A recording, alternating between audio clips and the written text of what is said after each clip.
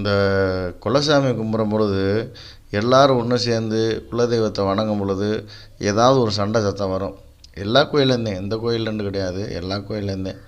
ஏன் வருதுன்னு கேட்டிங்கன்னா, நம்மளுக்கு முன்னோர்கள் இருக்காங்க பார்த்தீங்களா, முன்னோர்கள் தாத்தைங்க பாட்டைங்க, அந்த தாத்தைங்க பாட்டைங்களாம் நீ பெருசு நான் பெருசுன்னு சொல்லி அவங்களுக்குள்ளே அவங்களாம் சண்டை போட்டு, நீ இந்த கோயிலுக்கு வரக்கூடாது, நீ இந்த கோயிலுக்கு வரக்கூடாது, நீ ஏன் இதை செய்கிற, நீ ஏன் அதை பண்ணுற அப்படின்னு சொல்லி அப்போவே மோட்டிவேஷன், நீ பெருசு நான் பெருசு மோட்டிவேஷன் இருக்கிறதுனால அப்படியே இருந்தாங்க, வந்தாங்க, சாமி கும்பிட்டாங்க, இறந்து போயிட்டாங்க.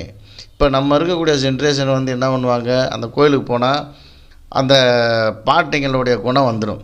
அந்த காலத்தில் சண்டை போட்டாங்க, ஆனால் இந்த காலத்தில் சண்டை போட்டால் அது ஒரு சின்ன சின்ன பெரிய சண்டையாக மாற்றக்கூடாது. எல்லாருமே அங்காளி பங்காளி சண்டை போடுவாங்க, ஆனால் ஒன்றா கூடிக்கிடுவாங்க.